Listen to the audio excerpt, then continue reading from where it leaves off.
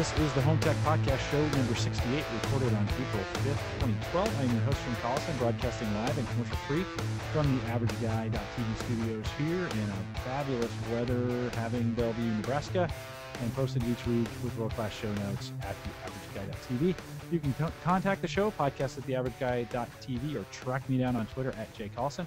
You can also follow the show schedule, which is a new Twitter account we just opened up to that I only post show times and what's going on with the show.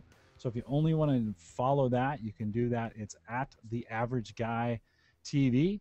We've been trying to experiment with Stitcher. Stitcher is smart internet radio. The way it works with Stitcher is you don't actually download any of the podcasts. You would listen to them all streaming. So you want to make sure if you're going to use Stitcher that you've got an ample data plan, because it will stream those. But if you're new to podcasting or you're new to subscribing to RSS feeds, and you've got a data plan on your phone, or you want to listen to them on the web, maybe you've got unlimited bandwidth at home, you can, and actually my podcasts are not that big, maybe 60 megs. So even if you stream it, not that big of a deal. Head over to Stitcher.com, search for the Average Guy Podcast, and you can listen to it that way. Not a bad way to do it. We also have all the links that you need for iTunes, Zune, any Android device, all those kinds of things on the front page of the AverageGuy.tv. Of course, you can find us on Facebook, and we've got a little community going on there. Just search for the Average Guy Podcast. Leave comments, votes, likes, all that other good stuff. And we'd appreciate your feedback. No emails this week. I got a couple the last 2 or 3 weeks, and we always appreciate your comments.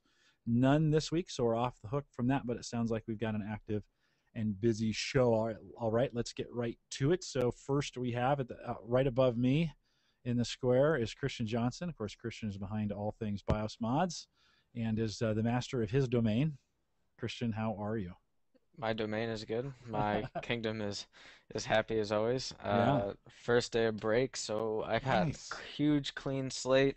Got my website design maps out and finishing up some tech stuff before I head out for the summer. So it was a good day, simply because it was productive for once. Didn't have to Nice. worry about running out anywhere. And yeah, life is pretty sweet Good. right now. Good. So you're on break until middle of next week, or do you have all next week off? Or I how's got that all work? next week. Okay. Yeah. Nice.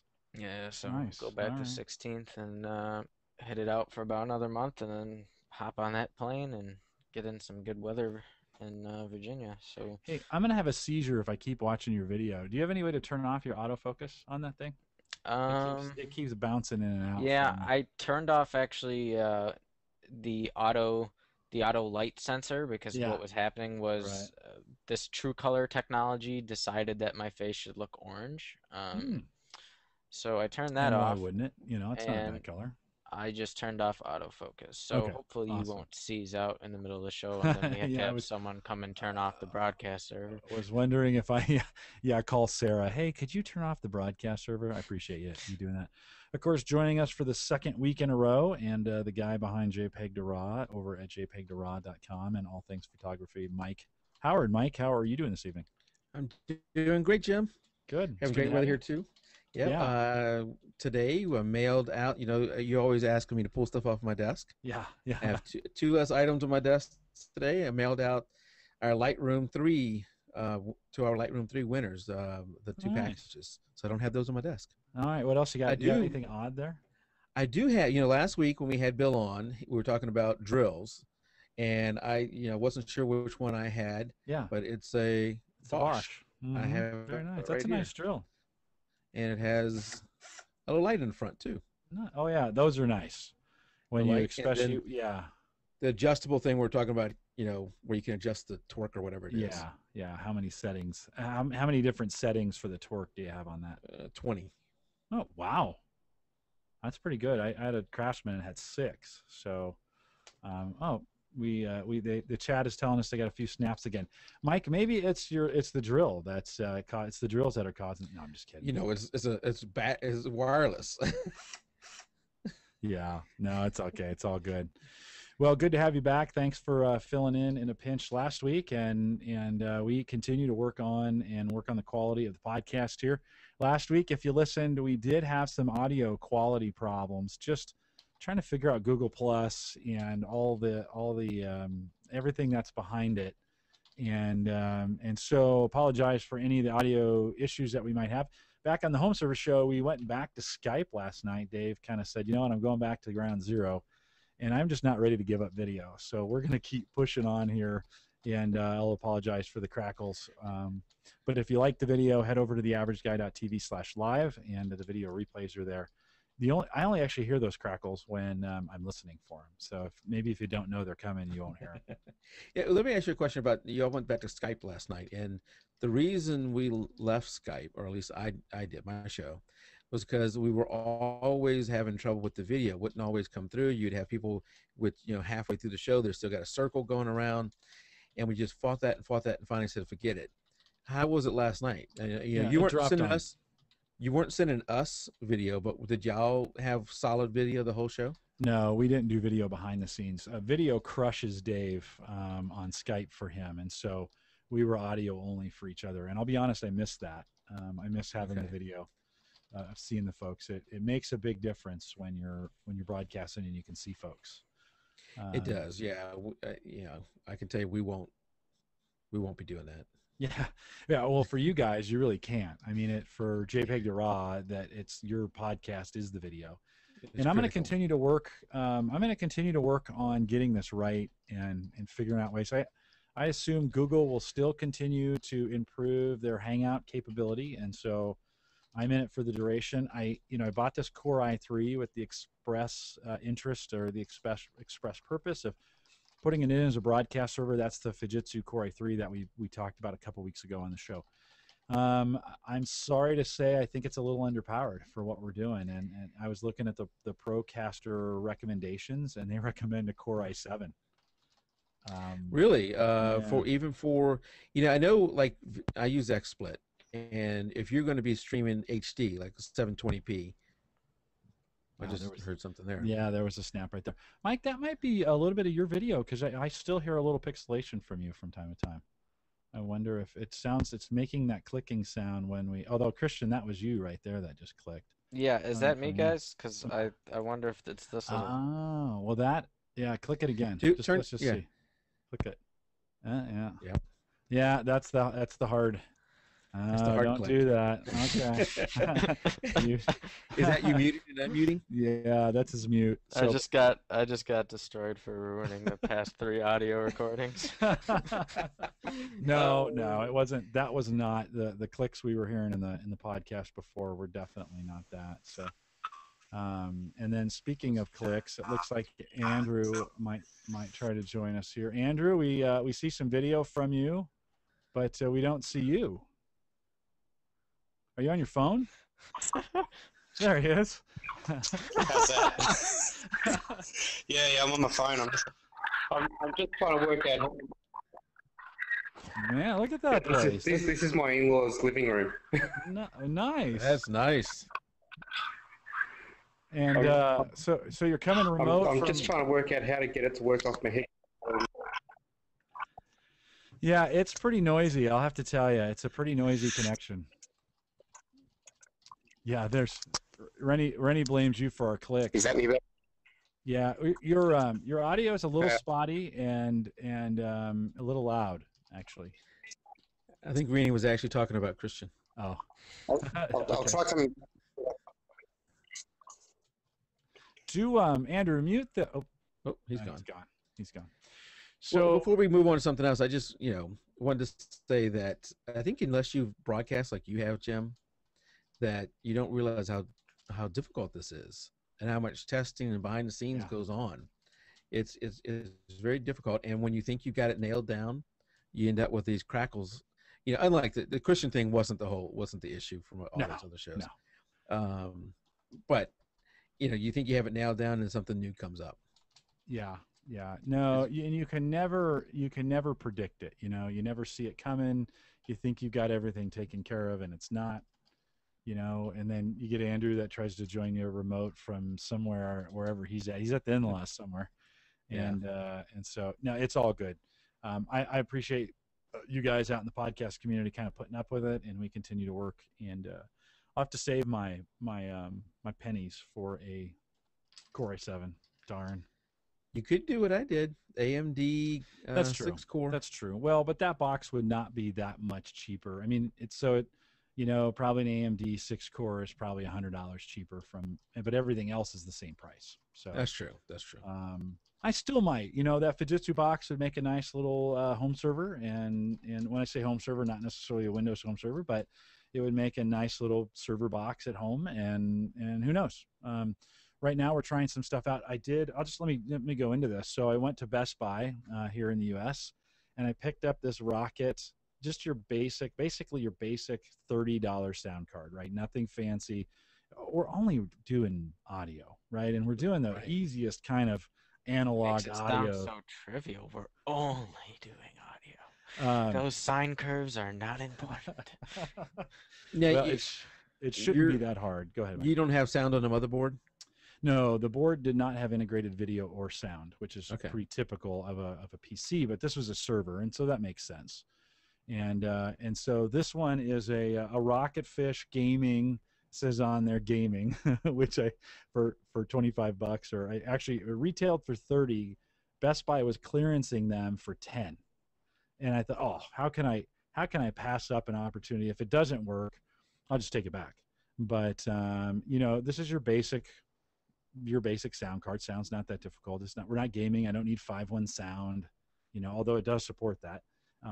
But so this is what's going to go. I'm going to try a little experiment, little $10 card, a little Rocketfish $10 gaming or sound card, and see if that changes things. Because I currently have, and let me show you what I'm currently using.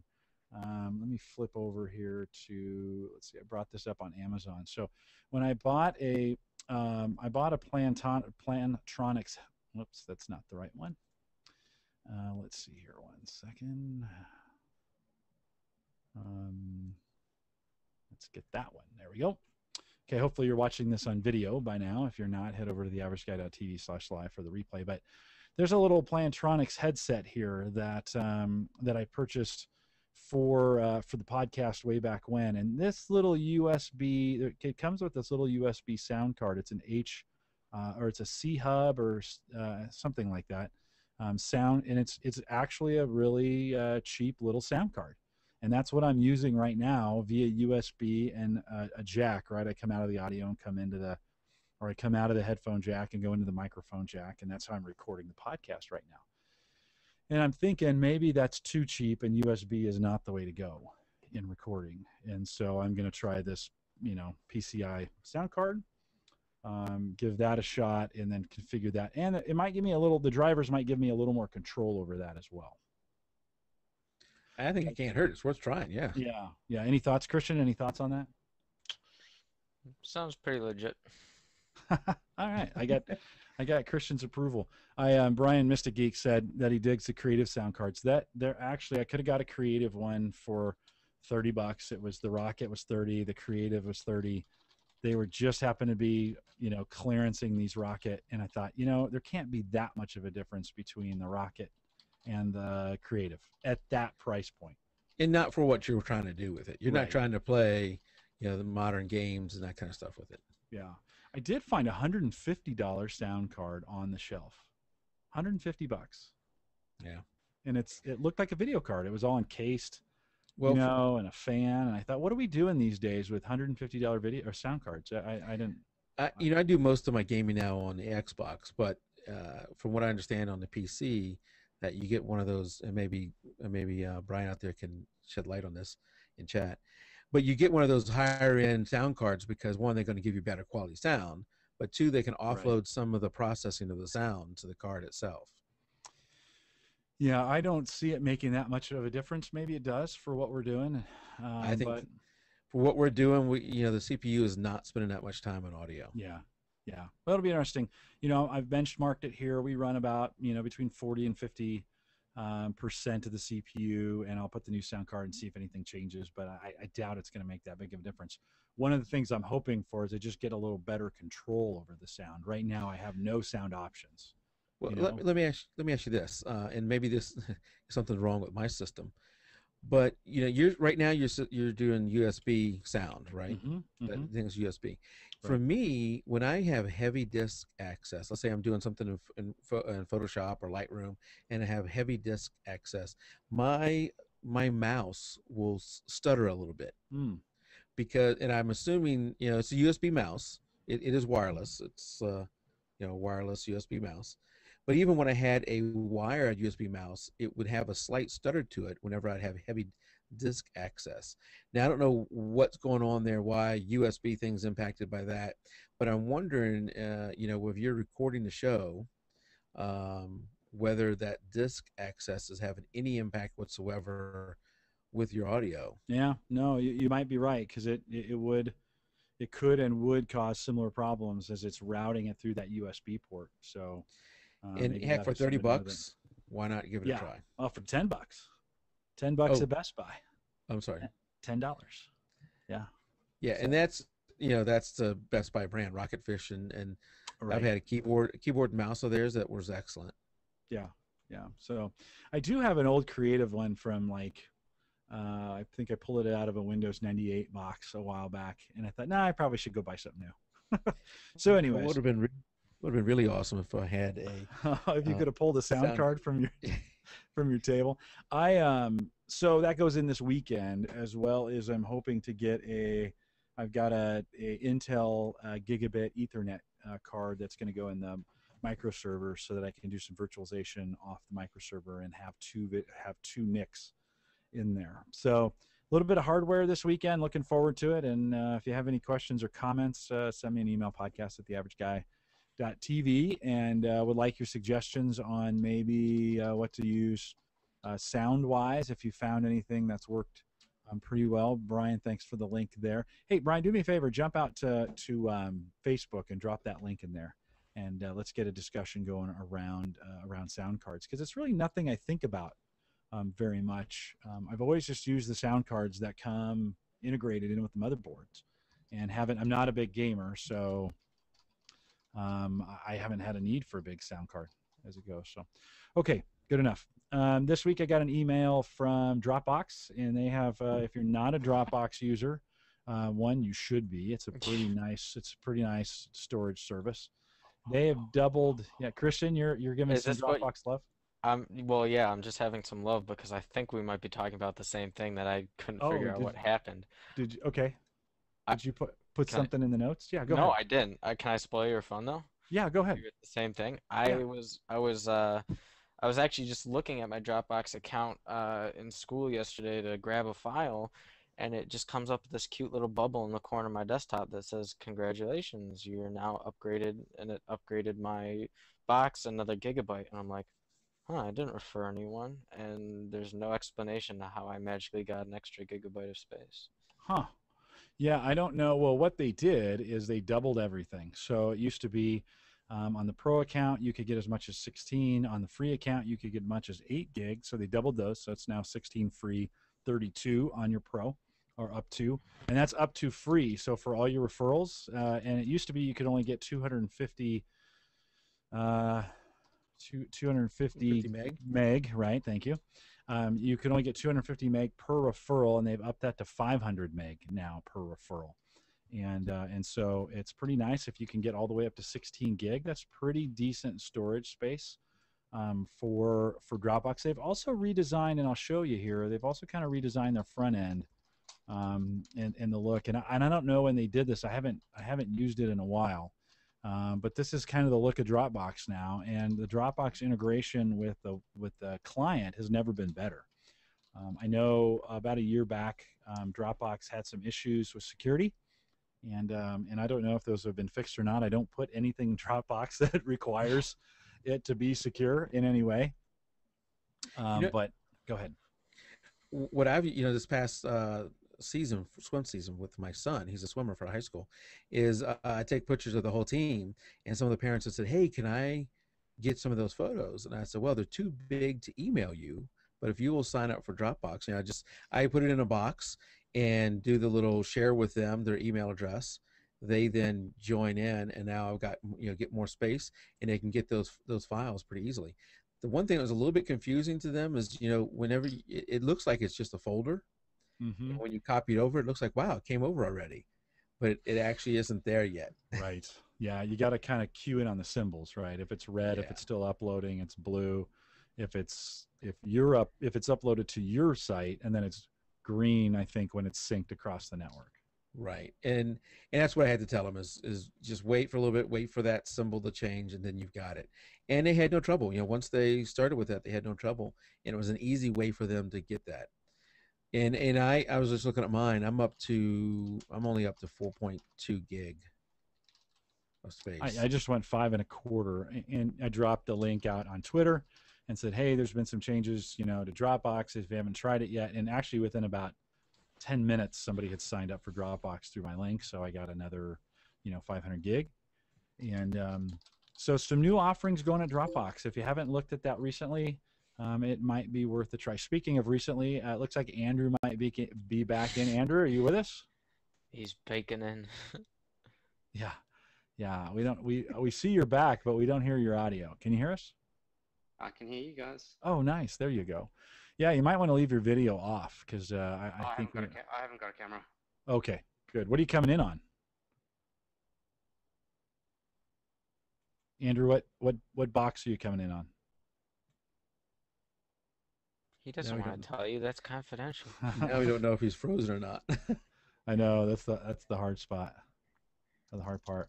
Andrew, he is coming. He's on vacation and he's up at his parents' place, and he is coming from Australia. Oh, it's not that far away. Andrew, you seem to be cutting a little bit in and out. Is the audio? Can you hear? Is our audio consistent? Yeah, your audio is fine. Okay. It's just yeah, a little bit. Well, we'll try this for a while and see if you can join in the conversation. And if we find it's not working, I'll just boot you off. How's that sound? Yeah. Okay. Hey, you're up on vacation. What's going on? What are you doing? We're just chilling out, really. We're spending a bit of time fishing and going for hour and a half walk every morning, and just spending some quality time in the sun. You're at your parents' place? Michelle's parents' place. Michelle's parents' place. Mid North Coast of New South Wales. Nice. About And the weather? 14 hours north of Melbourne. And you flew up there? Did you drive up there? We drove up. Okay. So it's about a 14-hour drive from Melbourne, and it's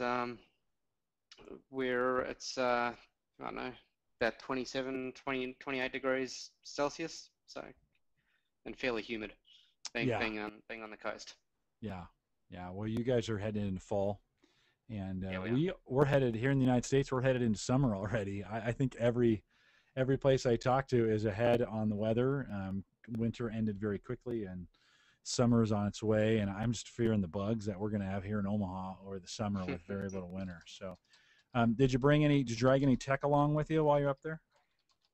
Yeah, we bought a touchpad each. We've both got our smartphones. I've got my laptop just in case, and then my in-laws have got a laptop and a regular PC. So there's a fair bit of technology to get our hands on if we need to.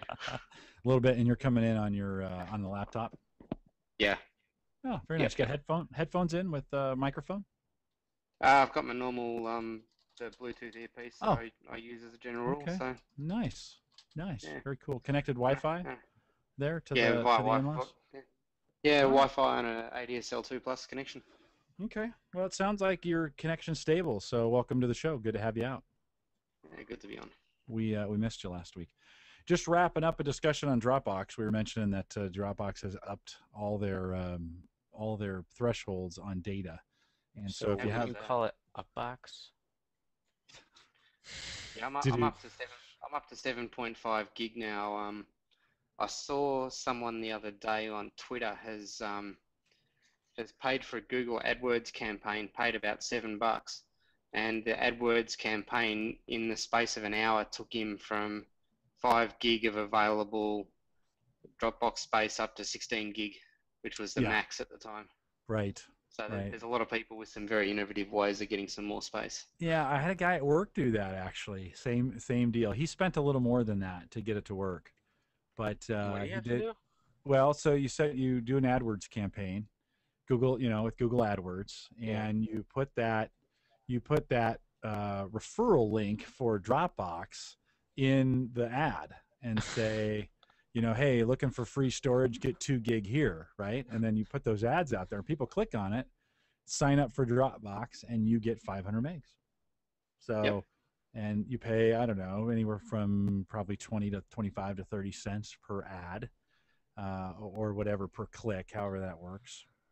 It's a And pretty sweet way to do it. yeah, to kind of Yeah. up your online. I'm a little spoiled, I got 160 gig of online storage at Voila because I got grandfathered in, and at least for the year. So, for me, I'm not too worried about that, but it would be a good deal if if you want some online storage. It's kind of a cheap way to do it.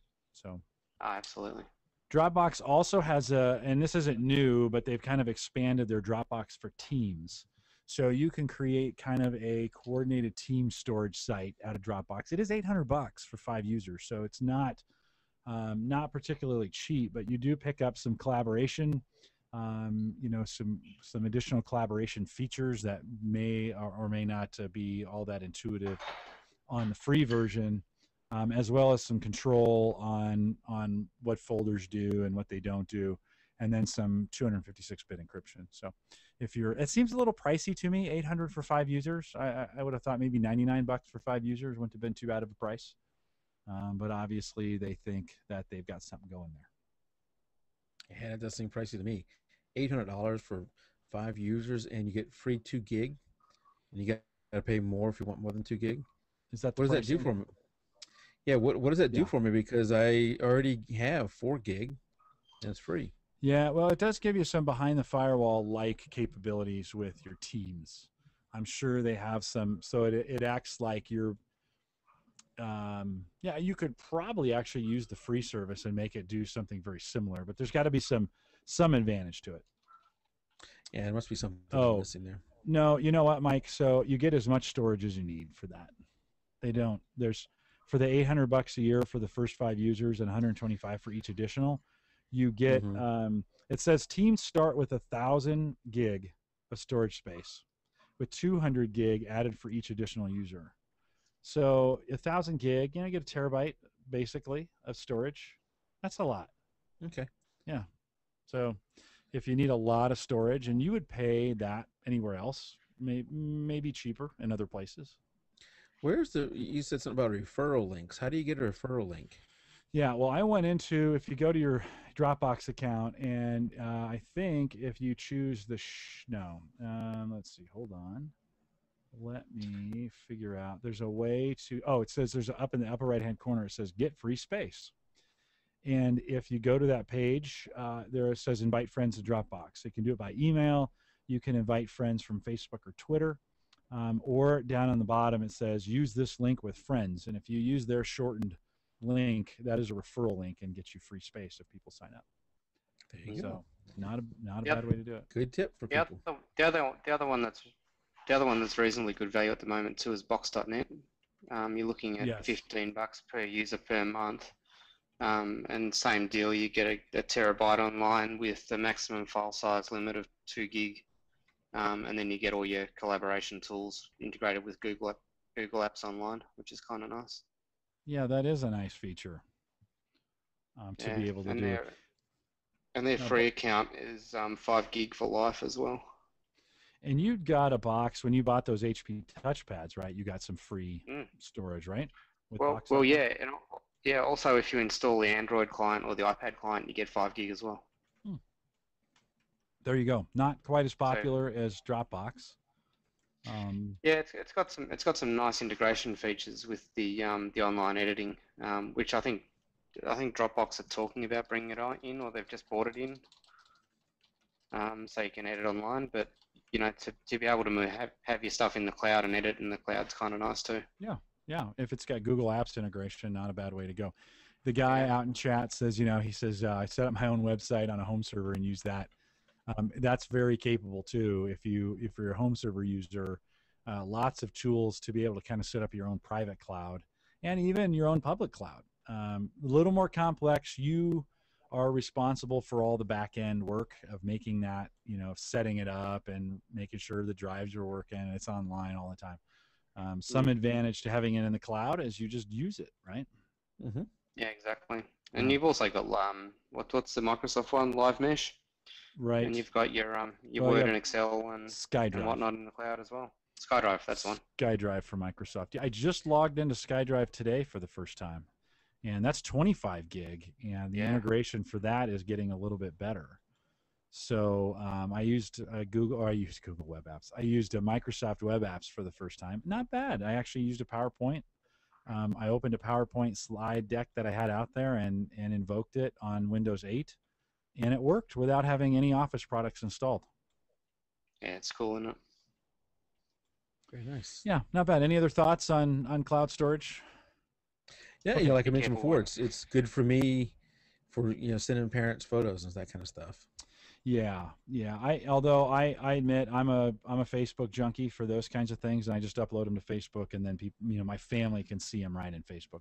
Well, what I'm talking about is, you know, if I'm taking the photos and they want the photo to go print, so they can make a, you know, do something like that, and it's easier to send them the full size that way. Right. Yeah, and you can also do that. SkyDrive supports that as well. You can create public folders and send folks to them, or permissions-based folders as well. And they give you 25 gig right off the bat. True. You know, Dropbox is drop dead simple. Yeah, true. Very true. Is SkyDrive as easy? Is drop dead simple? No, I don't think so. And I think I don't think its interface is as good as Dropbox. I think Dropbox just makes sense. So it's a pretty good for the average user. You know, I'm gonna send you to Dropbox before I send you anything else. By far, you know, of the three that we looked at, Dropbox gives you 2 gig free. Box.com or in Box.net, same thing, gives you 5, and SkyDrive gives you 25. So, and they're probably in that order on ease of use as well. So maybe for us technical folks, the SkyDrive is not a bad way to go because you get 5 times the storage of Box. So I don't know. You got to go out and figure that out for yourself and what works. Dropbox, I think, in my opinion, is by far the easiest to use. I'd agree with you. Yeah, I'd agree with that. One of the things that one of the podcasts we used to do was called Fitness Tech, and we haven't done one in a while, and I apologize for that. But I've been living fitness tech as I've been getting ready for this marathon. But one of the deals that I saw out there that I just couldn't pass up is a Garmin Forerunner 410. This is the newest technology, GPS technology from Garmin. And these things are typically, it's down to $263. Holy cow, it was $299 earlier today. And now I'm going to buy this. So it... you know you want it, Jim. $263 with free shipping, so I don't need Prime, my coward, to get free shipping on this. Ooh. Let the Prime Wars begin. No, you don't need Prime. Don't. No one does Prime, Jim. Don't I think it's fair enough to describe Prime because I'm personally feeling neglected that I don't know what this war is about. Mike, you want to just give a quick rundown on Amazon Prime? Well, you might have to help me because I don't know of all the benefits. But you know, well, he knows. You do say the benefits that you use it for. Well, Prime gives free shipping on a lot of things you buy on Amazon, free like 2-day shipping, and you have to pay, I think it's $70 to $80 a year for that. So if you buy a lot of stuff from Amazon, you get the free shipping, you get the 2-day shipping, and it'll make it worth it. There are other benefits. I think there's like free video or something like that. Yeah, instant video now free instant video with that. So you get video much like Netflix, video is available. And I think Amazon is pushing more and more, giving more and more things to Prime members. Right. I mainly use it because I get that. I love getting the free 2nd-day shipping. And I think that's what most people purchase Prime for, right? If you're a heavy Amazon user, anything you order is their 2nd day, and I think it kind of takes the edge off of. It kind of takes the edge off of not being able to go to the big box store and look at it. You can it's there in 2 days, and it's that idea of instant gratification that we look for when we go to Best Buy or Fry's or, And Mr. Geek saying out in chat, you also get it discounted overnight. Right, $4. $4 overnight. $4 overnight. Mike, I was driving we were driving out to Best Buy to pick up this sound card. And the guy that I took one of the guys from work with me, and it was at lunch, and he was kind of lamenting over the fact that the brick and mortar stores, especially around technology and especially Best Buy, are just taking a shelling right now. I mean, they're just we talked about this last week.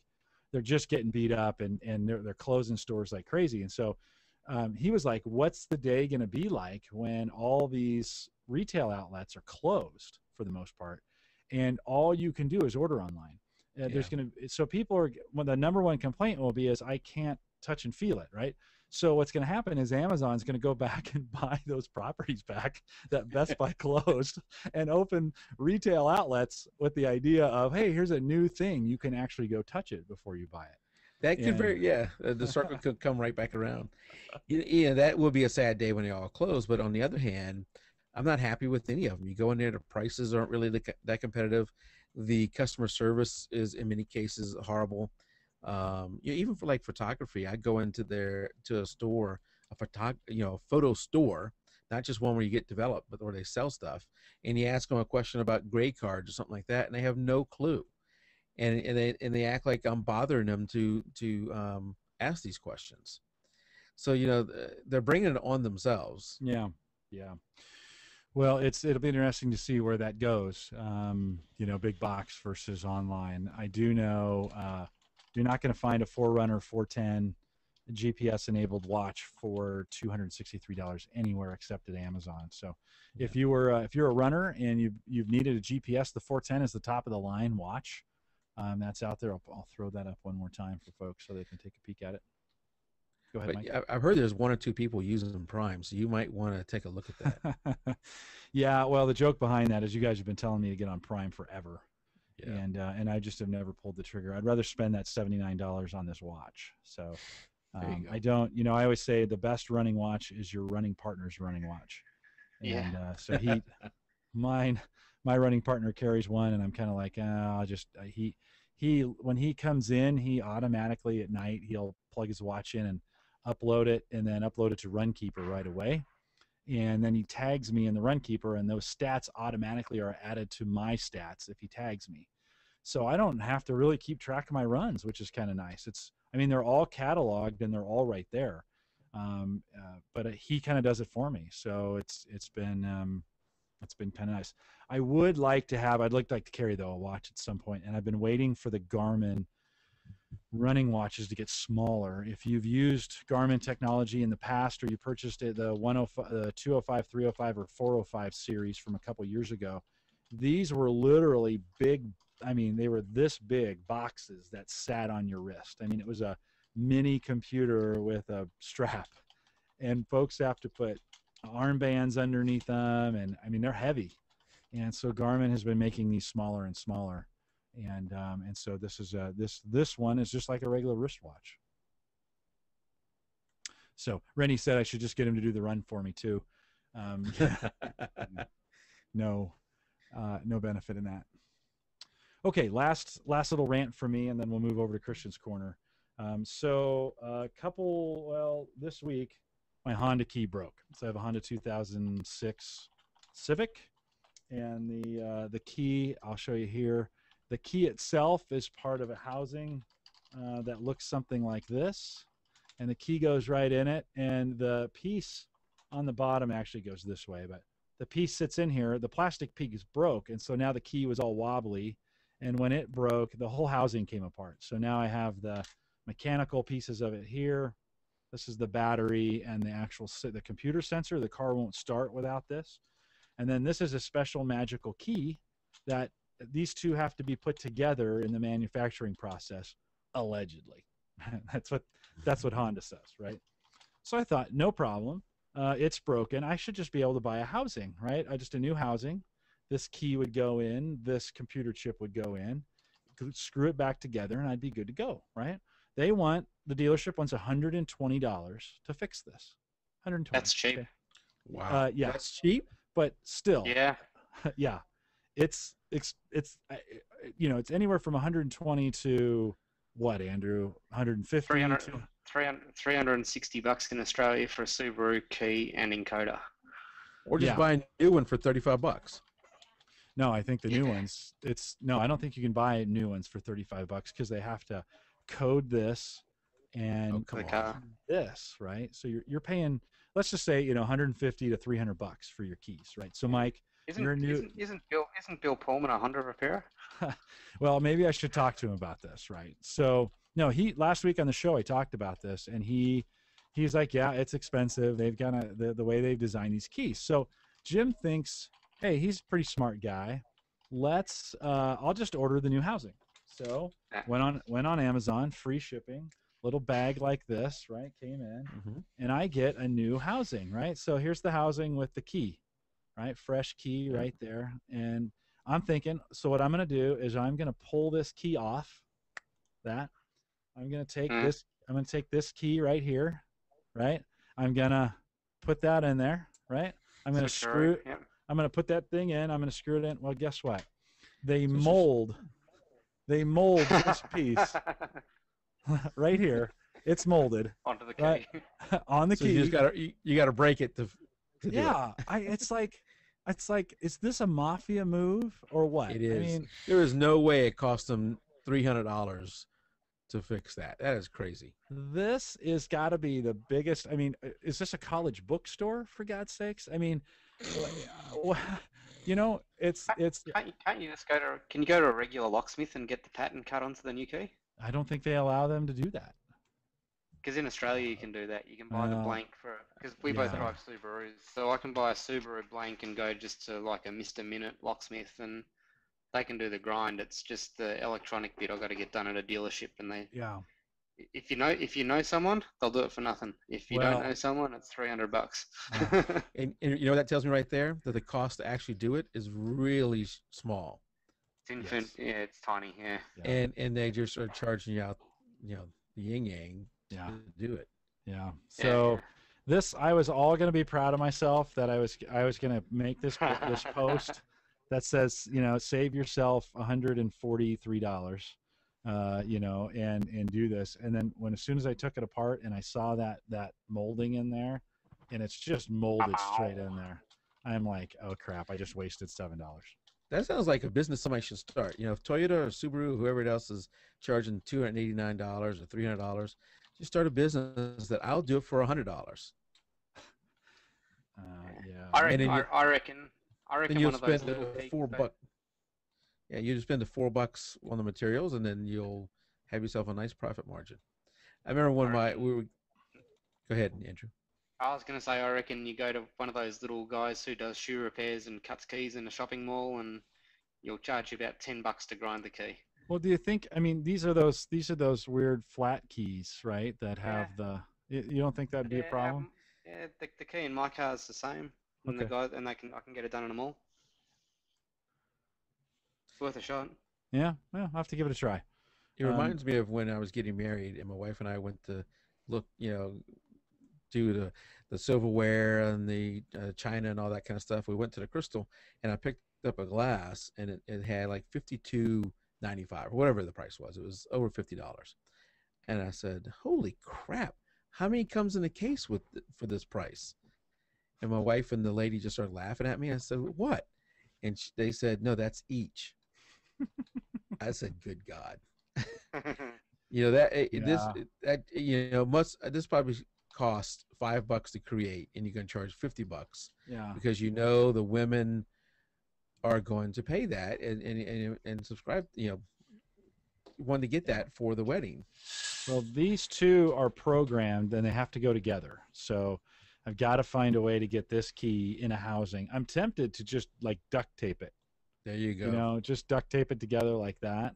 And and then I'll cut some holes. You know, actually that was a thought was here's the pieces just cable tie. Don't we have a listener called Cable Tie Guy? Maybe that's why he's called Cable Tie Guy. I just lost the piece that I needed, but I'm sure it's on the ground somewhere.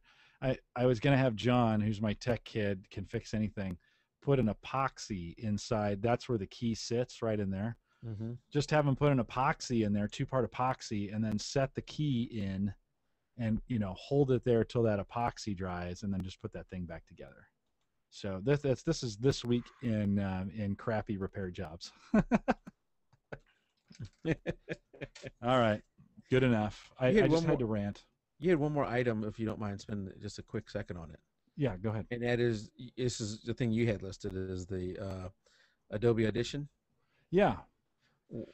Yeah. Oh, I wanted to ask. So let me bring this up real quick. One of my frustrations with Audacity has been that it's just the lame encoder for the when it encodes MP3s, it's just horrific. It's not a very good clear encoder. And Andrew, you and I had worked. You had given me a trial version. I'm air quoting here, a trial version of Adobe Audition. But I was thinking this might be something I actually want to get my hands on, and use in a full version.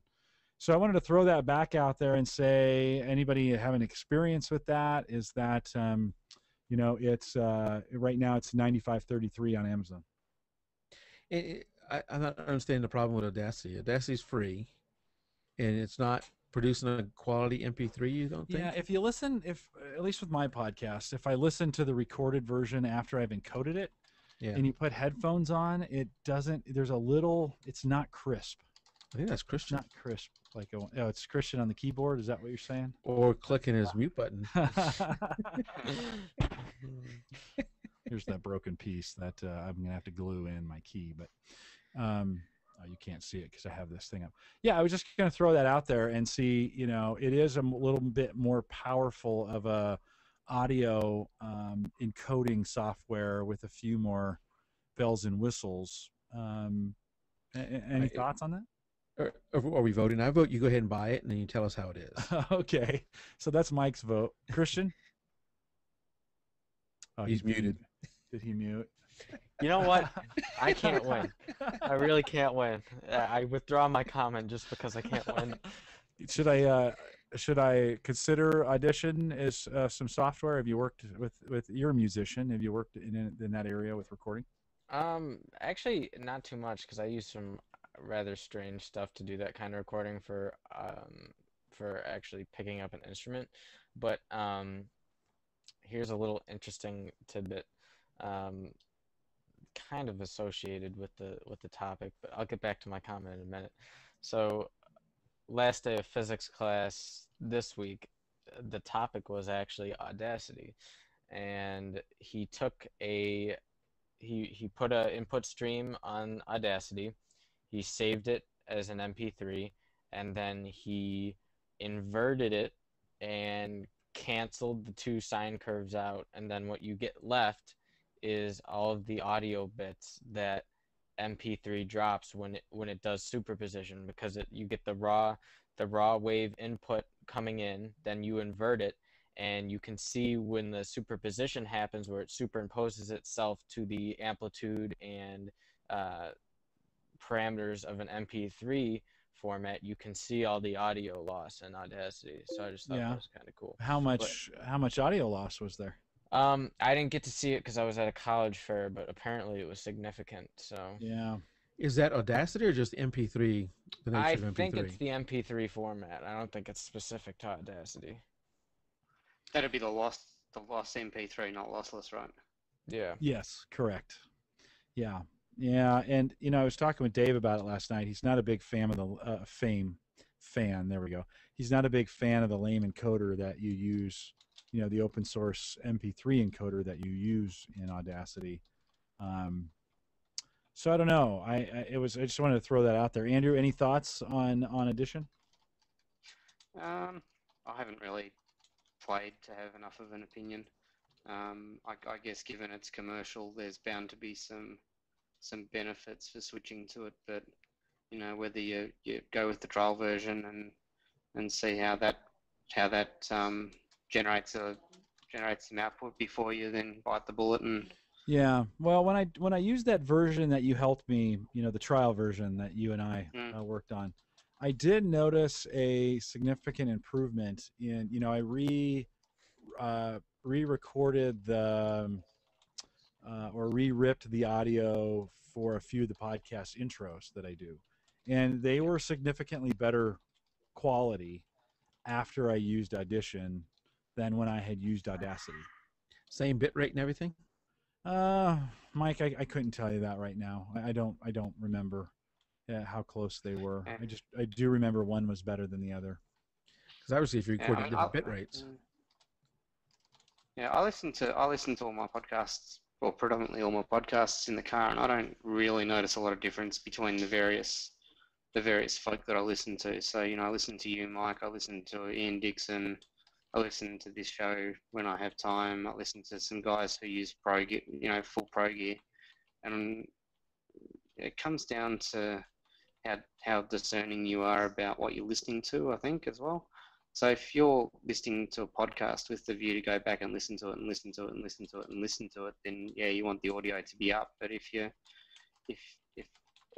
if the target's a one listen, delete, and move on to the next one, then you know where do you draw the line, I guess. Yeah. Well, it's been a constant struggle for me because my fundamental belief is that these podcasts are fairly disposable. So people listen to them one time. Rarely are you going to go back and listen to them again. They're listened over very poor audio quality devices for the most part. Now, Bill was telling me last week he listened to it in his truck, and he's got a really nice audio system in there, so he could hear everything. And I know folks who are audiophiles are bothered by poor audio quality in what they hear. But I've always viewed the podcast as being very disposable from a listening standpoint. Yeah, I think what I would be worried about is it better enough? You know, because you might have still had those clicks and everything, whether you did it with Audacity or you did it with this Adobe Audition, you know, last week. So you know that wasn't the cause of from Audacity, and if you're going to just get slightly better audio with Audition, yeah, I don't know if it's worth it. Yeah. You know, I guess you can always get the trial and test it and see. But I think you'd want to record with it and output. I think the other thing to take into consideration too is, you know, given that we're not recording in a studio and we're recording across bandwidth, are a lot of the audio issues coming from bandwidth, or are they coming from technology issues?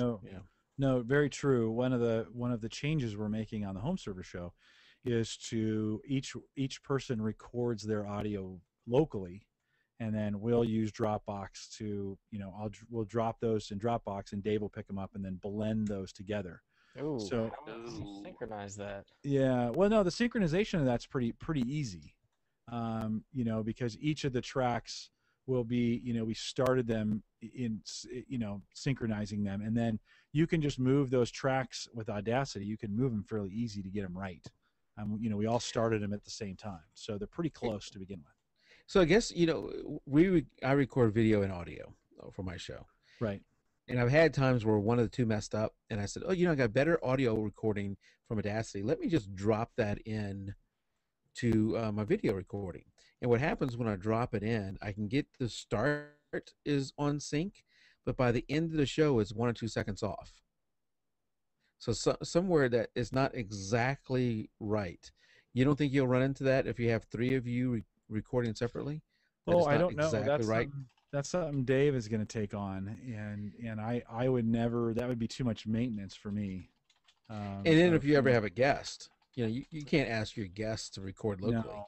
Yeah, no, you're right about that. It does add a level of complexity to it. You know, and we couldn't have, you know, here's Andrew out there. You know, I guess I could have Andrew record locally, that he's doing on his laptop. But yeah, so that adds a level of complexity to it. If you're trying to get the best quality, you know, the best quality audio.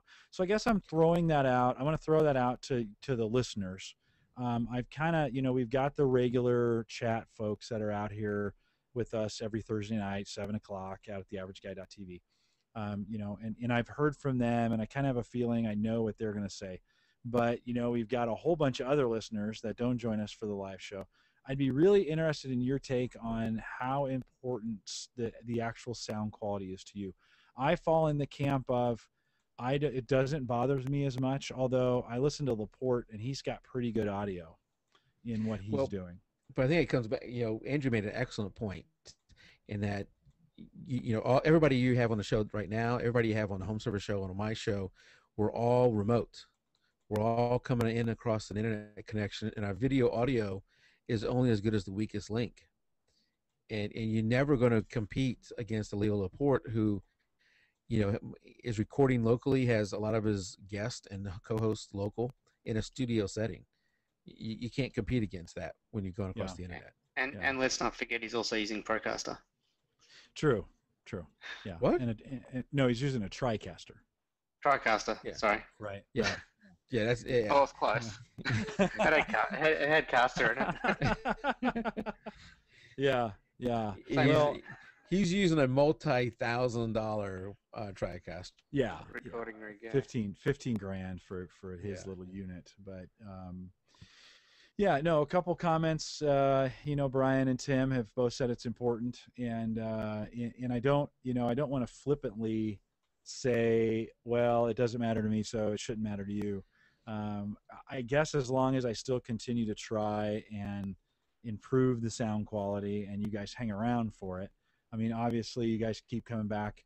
You guys come back week after week and listen, and so it's listenable. And a few pops and cracks and some digital pixelization of the audio from time to time is gonna happen, no matter how you do it. But we'll continue to work on it. If you've got some ideas for me, or you want to, you've tried something, we'll continue to apply this both here and at the Home Server Show. Drop me a note, podcast@theaverageguy.tv, and just let me know. Give me as much detail as you can. Your audio sucks doesn't help as much. I kind of know, I kind of know that at times. But if you tried some things, you've got some useful sites, some tricks, tips and tricks. I'll be honest. I think some of my audio problem is I just don't have a fast enough CPU at times, so I might need to upgrade that as well. Send it to the beast. Yeah. So Christian, you'll do all the recording. No, I don't want to get in that situation. Okay. Let's move on. Christian, you've got a lot in Christian's corner. All right. I do this to you every week, but blow through it. Here we go. I'm allowed to talk. Here we go. No, I gotta find it. Where'd it go? There we go. All right. So, okay. Wanted to get back about the amped wireless router. We actually went ahead and bought one and installed it.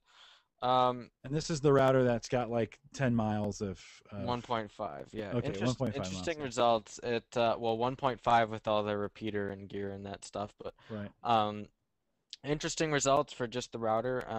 It did get coverage everywhere it needed to and held up pretty decently with all the N radios.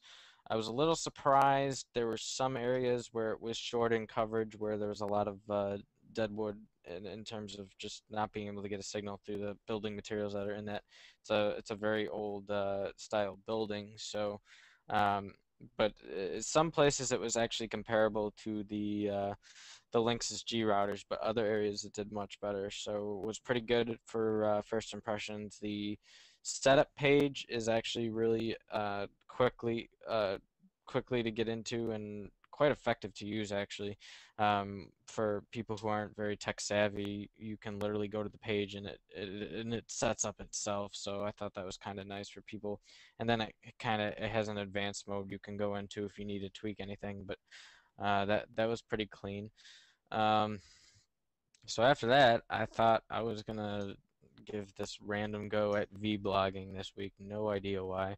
Just thought I would make use of this thing that has been sitting around in my desk with literally have never used it. So And what is that, Christian? What are you showing us? This is a Vivitar 680 HD and is in theory advertises that it records 720p video, and so far it records 720p video, but it shows Windows that it recorded at 19 frames per second. So I don't really know what's going on with these things. It's obvious that it's some sort of Vivitar is not obviously a name brand or anything, but I'm surprised it was that. How cheap was it when you bought it? I'm not sure because I didn't buy it, but Okay. I'd have Mike, to find your retail. experience with devices like that? Yeah, I don't do a whole lot of video, but yeah, I imagine they need good light. I don't know why it would say it only recorded at 19 frames per second. Maybe that's all it can do. Is that what the specs say? No, but it's strange. Like if I check out the, let's turn it on here. If I check out my menu here, it lets you set the scene. Then you can set the resolution as HD or regular VGA.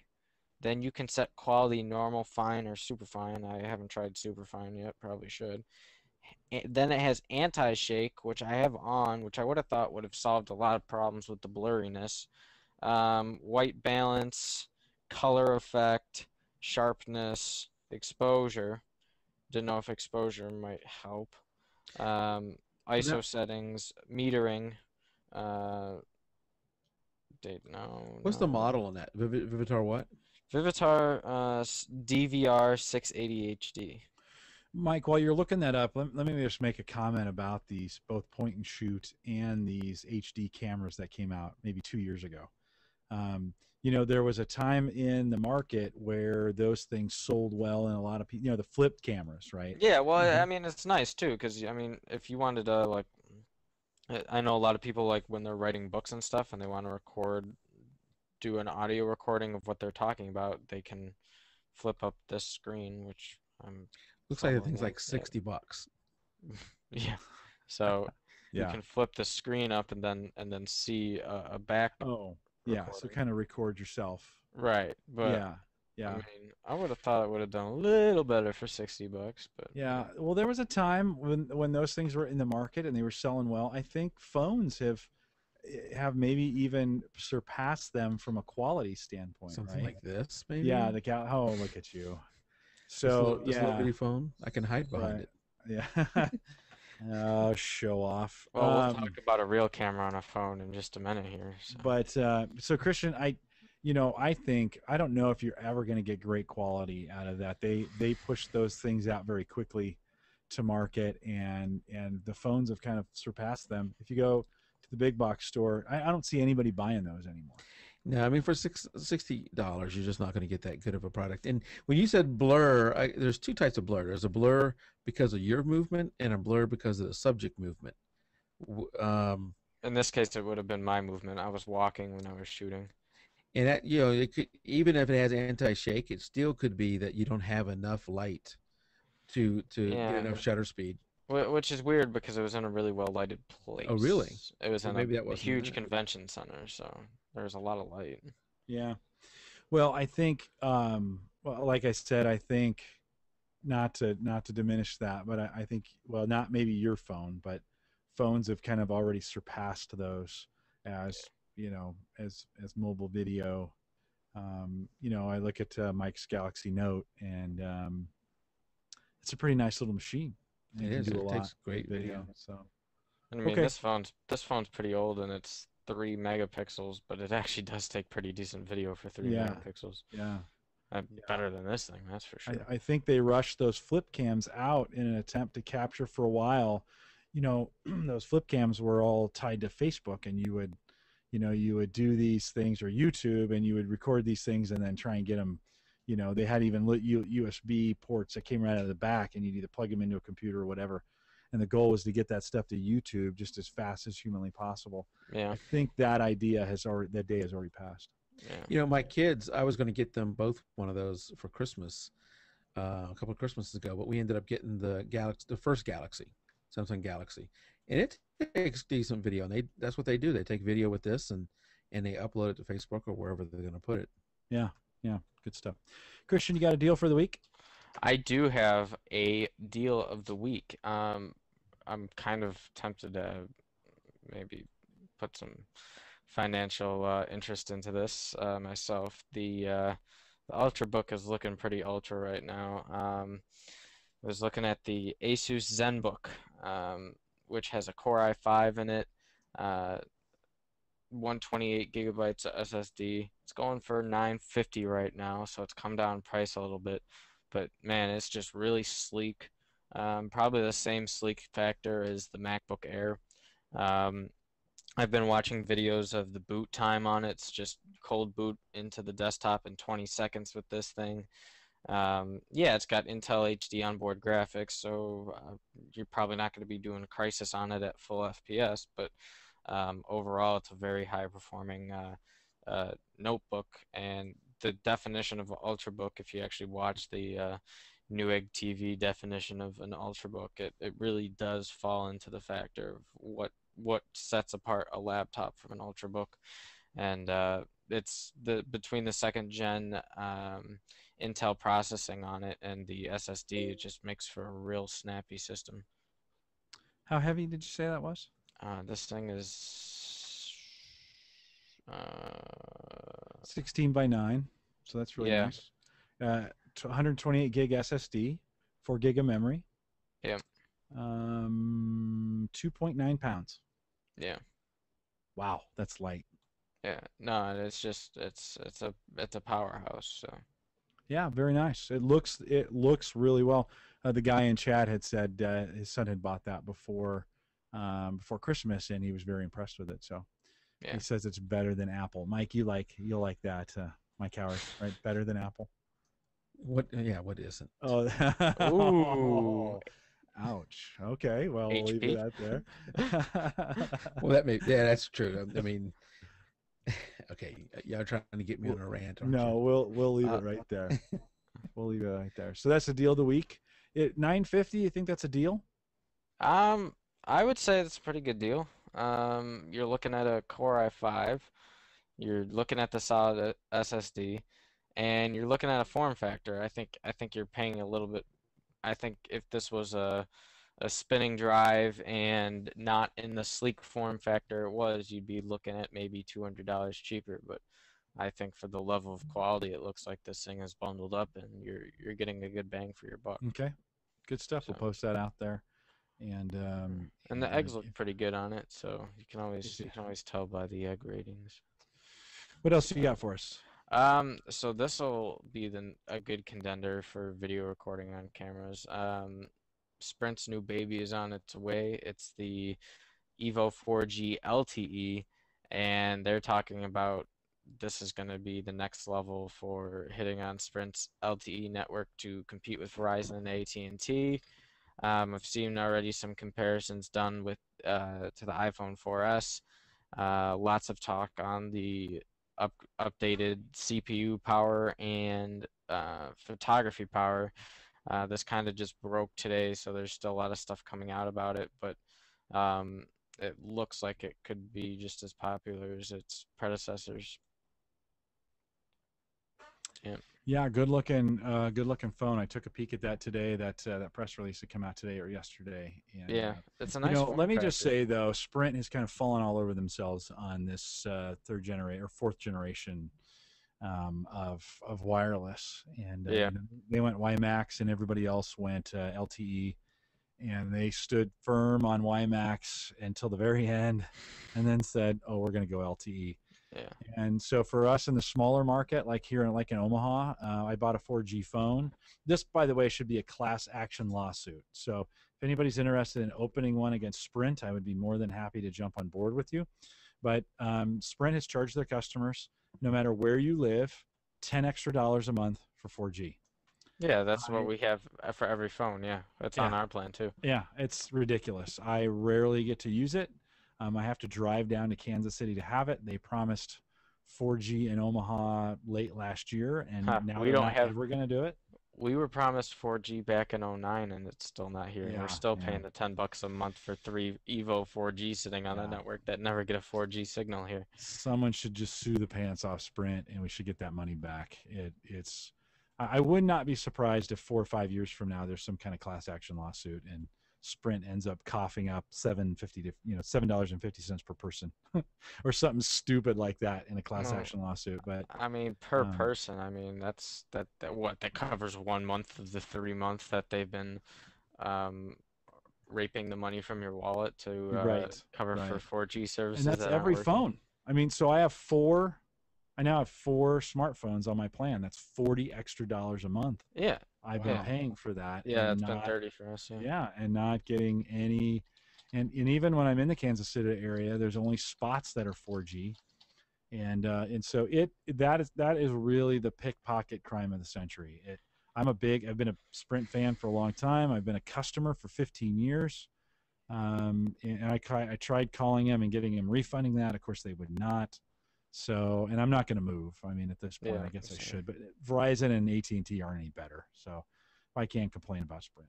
No, and I can still remember when the guys in the store in the Sprint mall were having the big maps out saying, "Oh, 4G, it'll be coming to Buffalo soon." Yeah, right. That never happened. I mean, you have to go up to Rochester to get 4G, and that's a Yeah, solid and even 2 on 4G, it's hours. not that great. Although I will report back that my son, who's at the Kansas City Art Institute, he's a freshman down there. He has he's got a 4G phone with Sprint. He used 50 gig of data in 1 month on his phone. I have 50 no idea gig. how much I've used 50 on this gig thing. of 4G data, not the 3G, 4G, 50 gig. Well, And, yeah, because then you can go at 10 megabytes per second instead of, Yeah. 1 megabyte. It's like a movie every single night of the month, or maybe a movie and a half every single night of the month. That's Can't because see he's that, can studying hard at college, Jim, now. What are you showing, Mike? You can't see it. This is 4G. Are you connected to 4G? Mm-hmm. Yeah. Okay. Yeah. That's pretty So, fast. Christian, I don't want to cut you short. Anything else, really, that you want to cover in Christian's corner? Yes. We cannot shut down Christian's Corner right. tonight. It's just on fire. You're going to keep going no matter what. I'm going no matter Before what. we go to his next thing, can Yeah. I say one thing? Yeah. Can you ban people out in chat? Why? There's somebody out there that's just leaving absolutely crazy things. Oh, like is it the troll? I Ban unraid. the troll? You cannot put I in front of unraid. That can't be tolerated. I saw that. What Brian, I think, is trying to raid. Yeah, I unraid. All right. Yes, we're still That goes here. back to something last night. Watch your Google Hangouts. My Are You There still there? Just popped up. Are you there? Okay, Sorry, go, Chris, Christian. ahead. All right, so this is pretty fantastic, and I don't care what anyone says, but this is pretty fantastic. RealTaleMeNot.com is perhaps the best this is a deal of the week in and of itself. The best website snipe of this entire year. This thing is just sweet. Anything and everything that you've ever bought, you can find a coupon for on here that you can't find anywhere else. I was paying for a hosting plan for one of my clients to set up a new web host with them with Dotster. This thing had an 80% off coupon on their hosting. So I paid $9 per year instead of $45 per year with that promo code, and it worked right off the bat. And I've seen it's worked with there's several other promo codes that I've gotten to work, and it's just fantastic. And they've got everything and anything on here, everything from shipping to consumer goods in the market, clothes, electronics, Wow. online stuff. I mean, this is just fantastic. And Right now they're offering free Amazon Prime to students. Anyone with a .edu address can get a free Amazon Prime. A $79 a year value, 2 free day shipping. So you just need a .edu account and you can get free Amazon. My wife has her own account. I'm gonna set her up on that. Yeah. And Christian, I've used this. Anytime I go to buy something, I come by here and check it. Yeah, it's just cool. And I've very often found 5, 10, 15% off by using this. Can you get TechNet? I didn't believe when I saw the 80% off for the Dotster host. I'm like, yeah, this is gonna be a bust, and went right away. Fortune 80, yep, good to go. I'm like, yeah, that's good. I've never had that good of a deal though. Yeah, that was quality. That is great. So I'm looking up Microsoft TechNet. Oh, so looks like 30% off till March 2010. And the TechNet system is in Australia, so you got to be careful in what you're finding there. Of course, 2010's gone. That's 2012. No, 2012 till March 2012. Microsoft has a student discount as well. Microsoft Store special pricing on Windows 7, Microsoft Office, PCs, and Xbox Live for students. Yeah, and then again, remember that we covered it maybe 10 or 15 shows ago, the Microsoft Dream Live thing, where if you're an EDU student, then you can get free copies of Windows 7 and 08 and all that stuff. Dream Now, I think. Dream something. It's worth coming here and checking out before you're gonna go buy anything. It really is. I'm really impressed. Very cool. Good one. So good one. I need to do this more often. I'll be honest. I just don't. I don't come out here often enough to buy. I guess if I'm gonna make this Amazon purchase with on that Prime watch. Well, I need to get a .edu account so I can get it for free. Now I'm not going to pay for it if I know I can finagle my way through it with the .edu account. I might even sign up at the local university, the Metro or community college, so I can get a .edu, so I can get free Prime. That would be dumb. That would be dumb, wouldn't it? I'm going to take some classes. I'm going to take some classes that I'm going to pay for, so I can get a .edu account. I wonder if they give me like an emeritus, or if they just give me one because I'm a nice guy. Tell them you're the average guy. Yeah, that I don't think will get me anything.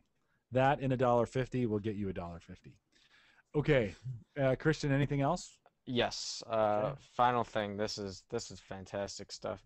Kaspersky came through on another client job a couple weeks ago. I never got to cover it because I missed the show that week. But this guy had this basically what amounts to a DNS virus, where you type in google.com and it doesn't load because it's redirecting to other IPs and stuff. And of course, you instantly, the average geek instantly thinks, oh, it's probably a corrupted host file, and he's probably got all these entries in this host file doing it. But there is nothing there. And it was AVG had picked up this virus and cleared it out in one area, but none of the scanners, both Security Essentials, AVG, Super Anti-Spyware, Malwarebytes, none of those were able to find this rootkit, which AVG had found one instance of the rootkit, but did not find the alternate location the rootkit was loading from.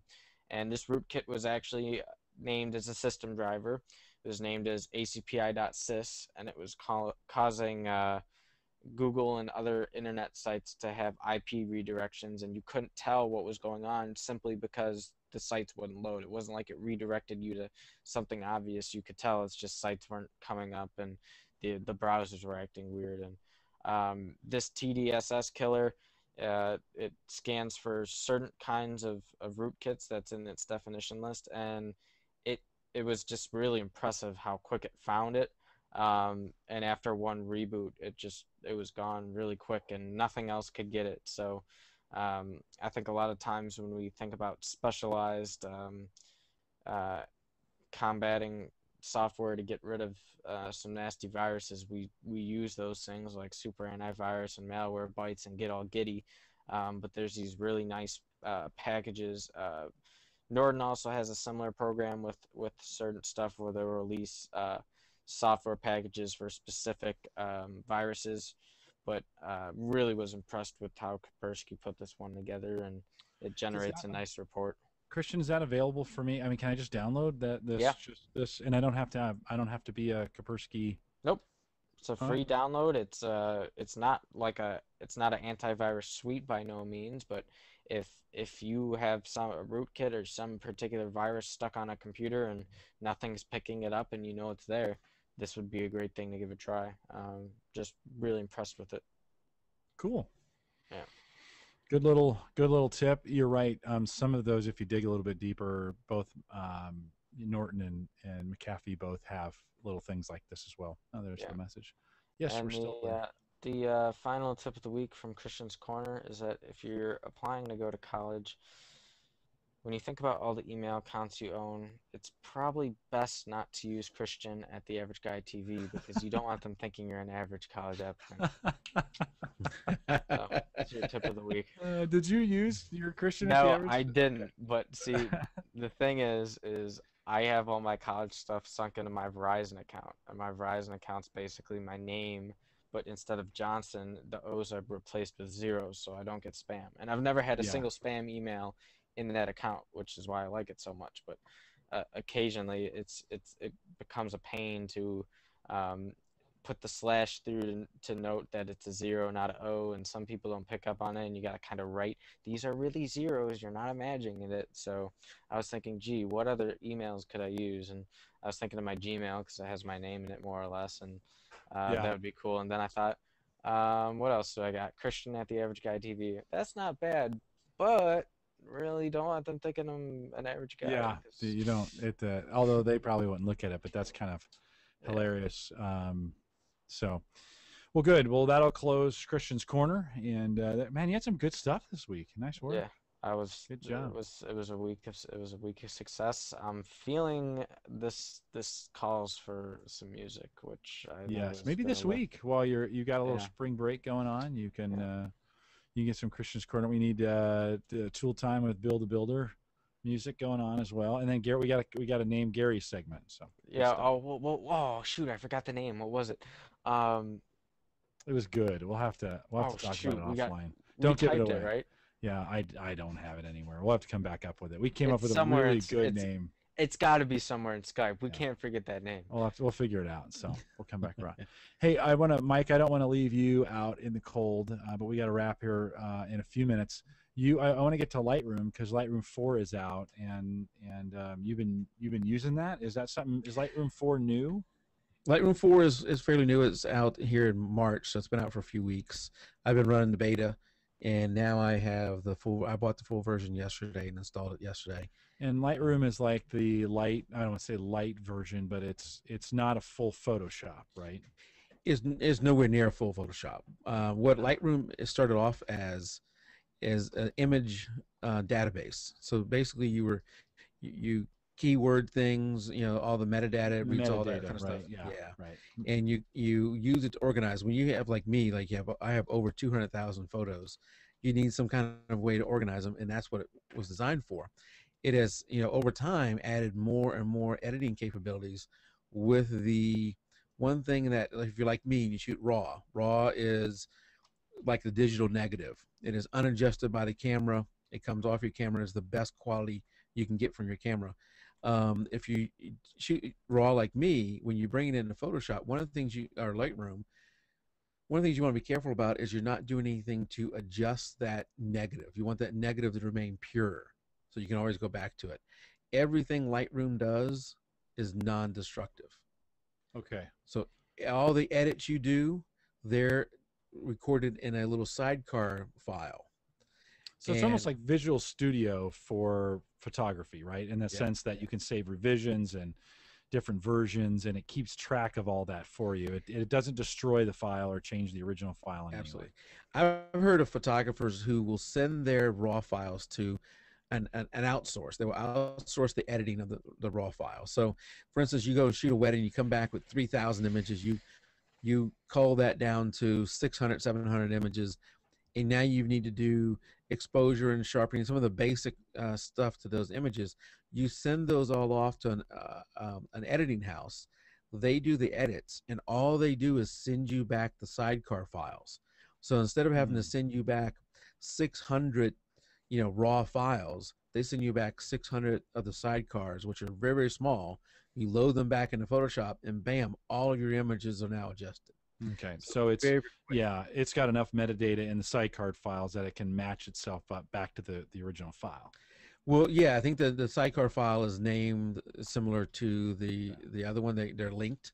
So when you bring that new edited sidecar file in, it just overwrites the original. Okay. And now you have all those edits. Now, of course, you still have the raw file.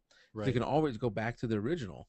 But that is a super cool, super fast way to have somebody do your edits. What's the retail on Lightroom? The other big thing they did with Lightroom 4 is they dropped the price. So the upgrade used to be about $150. That's now the price for the full version. And now the upgrade is the same price it used to be for the student version. The upgrade is about $79. Oh, that's not bad at all. No. So for anybody who's big into photography, Lightroom is one of those things. There's no reason not to have it now. Okay. So far so good. You think that's the way to go? And even at what's the full retail? $149? Yeah, I think it's $149. Yeah. Okay. So if you haven't used it before, you're getting into photography. That's probably a kind of a must-have. I think it is. So yeah, it's still no Photoshop. Photoshop can do a lot more than it can do, but Lightroom integrates very well with Photoshop or Photoshop Elements, either one of those that you want to use. It will integrate very well where you can move files between those programs back and forth. It's very good that way. Okay. One of the things, Mike, one of the interesting things that you bring to our community is you're both a photographer and a home server backup guy, right? I mean, you care about backup in your community with JPEG to RAW. you're the guy who probably brings in backup more than anybody else because I try and preach it. Yes. Yeah. What do you see out there in the community? I mean, what are the issues that you see with photographers in most cases around backup? The struggle for a lot of photographers are they're not tech savvy. You know, maybe they're on a Mac, maybe they're on a PC, maybe they're on a laptop versus a desktop. They all know it's a risk, but then they don't take efforts to do something. I have a friend who is a professional NASCAR photographer. He's had images in Sports Illustrated and other magazines like that. What he does at the end of each year is he takes the drive, whatever drive he's got that he's been using all year long in his laptop, and he backs that up. So when he was down in Disney, Orlando, wherever it was, in December, and his laptop was stolen out of his car, there went every image he took the entire year. Brutal. And I said, no problem. Just go to your backup. When's the last time you backed up? Yeah, these images never. Oh. Those images were gone. Yeah. And I was just lost. And my mom herself has lost images multiple times. So I think photographers just a lot of them won't take that step to actually do it, even though they know it's a huge risk. You spend all this money on all this photo gear, all this effort to take these photos, and then you do nothing to protect them. Yeah. And it is it's an epidemic out there in the photo community. And then you hear people who are using CDs or DVDs, and that's their backup method. And I say, well, do this for me. Go and get some 3+ year old DVDs or CDs.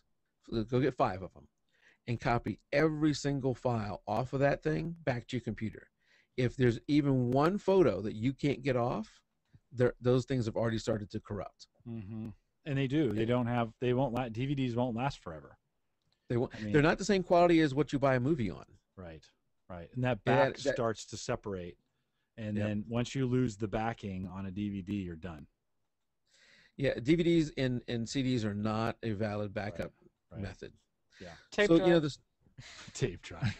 No. The struggle that I have, because I'm working on an article geared toward photographers, is what is a simple method for them that's foolproof. You want with any backup solution, you want it to be automated so you don't have to get involved. What is something like that work for them? I know Crash Plan, that's what I use for offsite. That is awesome, and it'll be good for a photographer. But what would be on site? They definitely can't do what I do. They're not going to set up an Unraid server, not an Unraid, an Unraid server. They're not going to, want to set up a Windows Home server. They're going to want something they can buy, snap in pretty much, and just have it work. Maybe a little bit more than that, but they're not like you and I or Christian or probably anybody listening to this show. They do. They need something simple. I mean, they need a device they can kind of plug in and Mike, so you got an article coming out and we'll pimp that when you're done, so folks can go and take a peek at that. I think the key, at least for me, the key on that is dump those files need to go somewhere regular every time you do it. They need to go in a folder that's structured in a way that as soon as you put them there, something automatically starts backing them up to another location, either to the cloud or to another device. Somewhere in the house, and or both. Idealistically, you'd like to think they're going to go locally and to the cloud. Absolutely. And that'll be done automatically. That's the only way backup gets done is when it happens automatically. Yeah, one of the beauties of Lightroom is it has the capability is as you're taking your images off the card. So as you download them off your card, Lightroom can send the image to 2 different places. So I have one of them go to my computer. And that's the one I'm going to work on. And then the other one goes to my Unraid server and sits out there. And then, that one's never touched. I get a little more complicated after that. I then have SyncToy running to sync Unraid photos with Windows Home Server photos. And then Windows Home Server is running Crash Plan that uploads everything to the cloud. Yeah. That's a little bit more, I need to find a simpler solution. You're going to cover that in your article? The average person. Somewhat. I need to keep this somewhat simple. So maybe it should be a series. Maybe it could be a series of articles, right, where it gets more complicated as you go along, because you have lots of time to write. Yeah. And if you don't mind, speaking of Crash Plan, this is not Crash Plan related, but a quick update on my super router. Yeah. I have, I preach the Super Router and having both of them running on a Zen server, and how nice it was to have them virtualized. And I stick to that. It is wonderful to have them virtualized, but there was a big problem, and it took a couple of problems. One was, as my internet speed increased, that virtualized NIC card was not able to keep up, and it topped out somewhere around 30 megabits, and it was having trouble after that. The other thing was, when I built my new system, I did not put the management software on here, and I didn't realize the Zen license had expired. Oops. And what happens is it lets you keep running your VMs until you reboot them, and then they won't come back on. Yeah.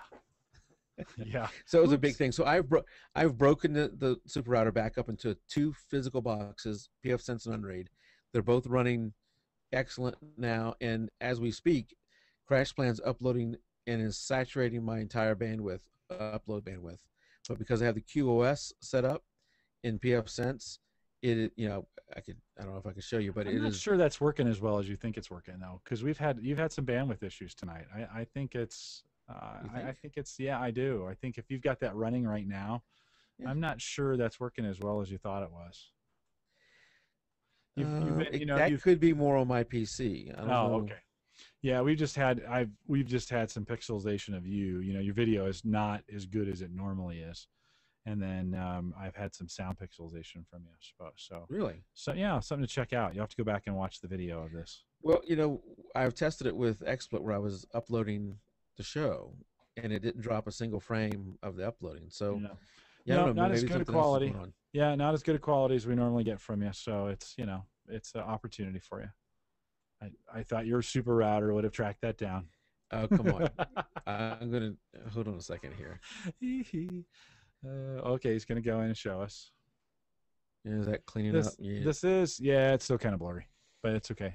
Yeah, you're not going to see it. But you see this one right here, the big one, where I got my mouse. Yep. It's dropped 73,000 packets. So what does that mean? That means that what it's doing is as CrashPlan is using up too much bandwidth, is starting to drop those packets, so that the main one, which I'm in level 6, I've got it level 6 to down to level 1. The higher level, the better.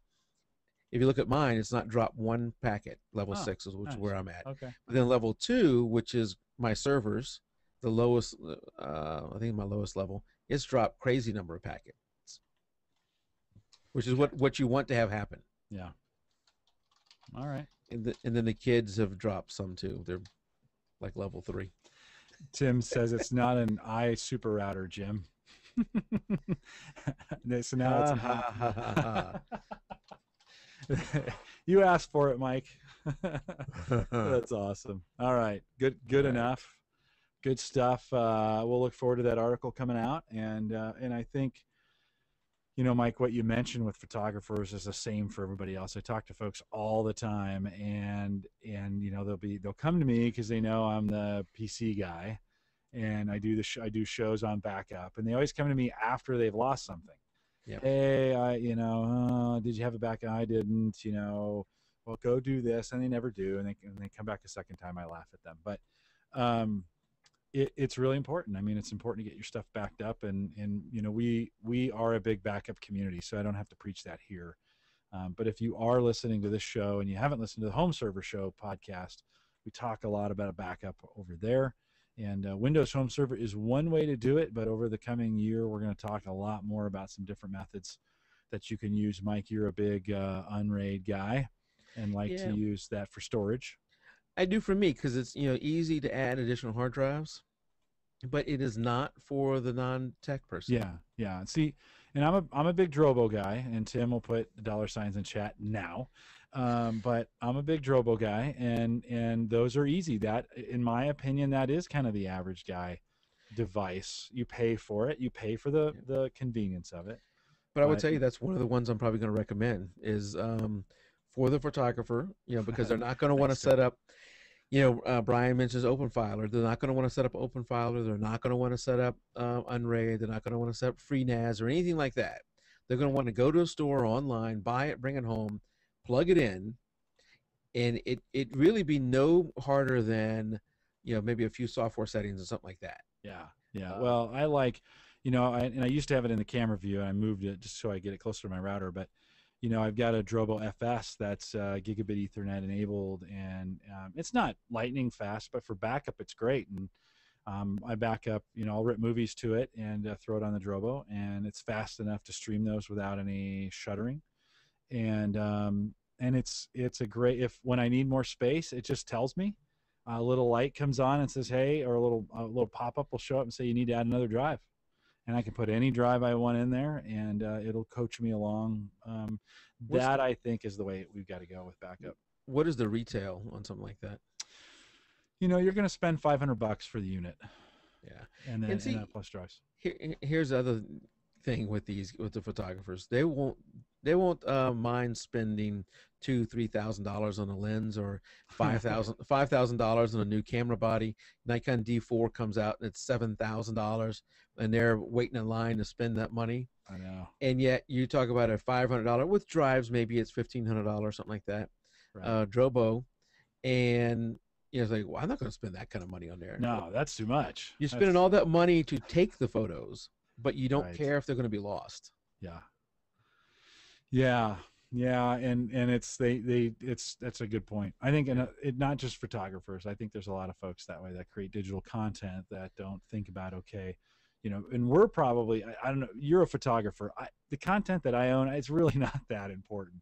Now that I'm doing podcasts, those are more important to me than anything else. But so I back those up a couple places. But even that, the world's not over. I can, so if I never get a podcast back again, like I said, I view them as disposable. So, so I can't get it back.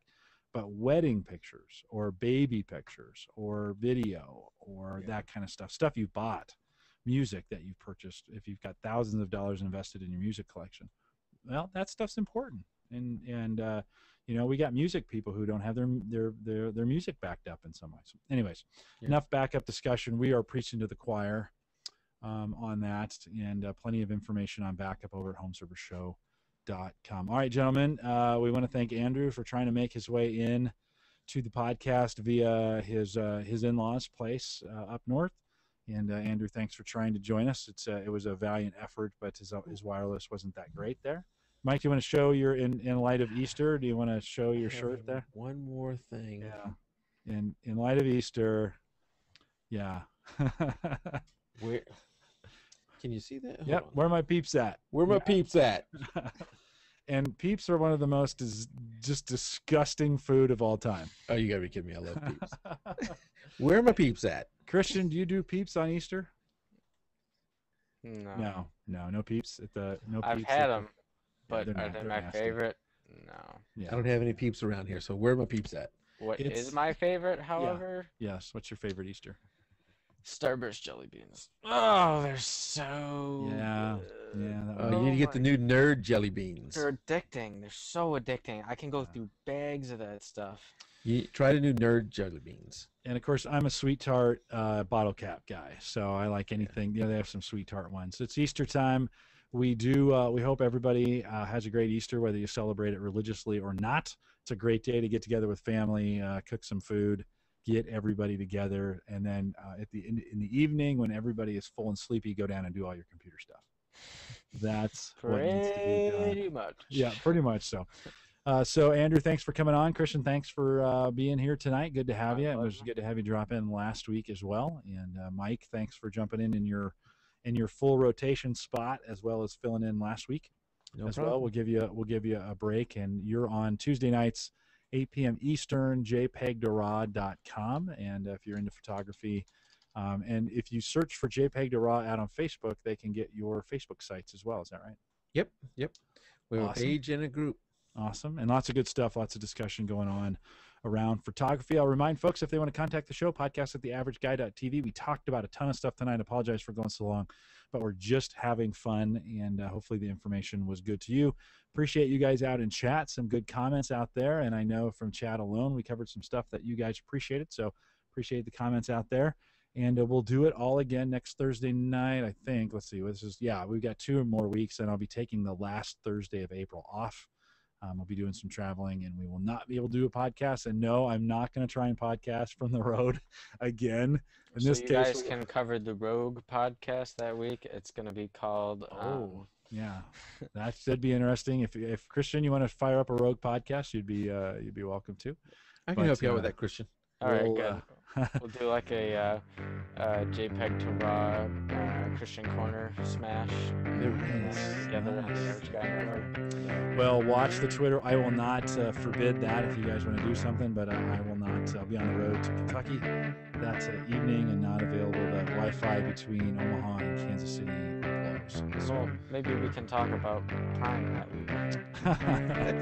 On iPrime. Okay, guys, have a great week. We'll see you back here next week here on the Home Tech Podcast. Good night. Night, Hey, everybody.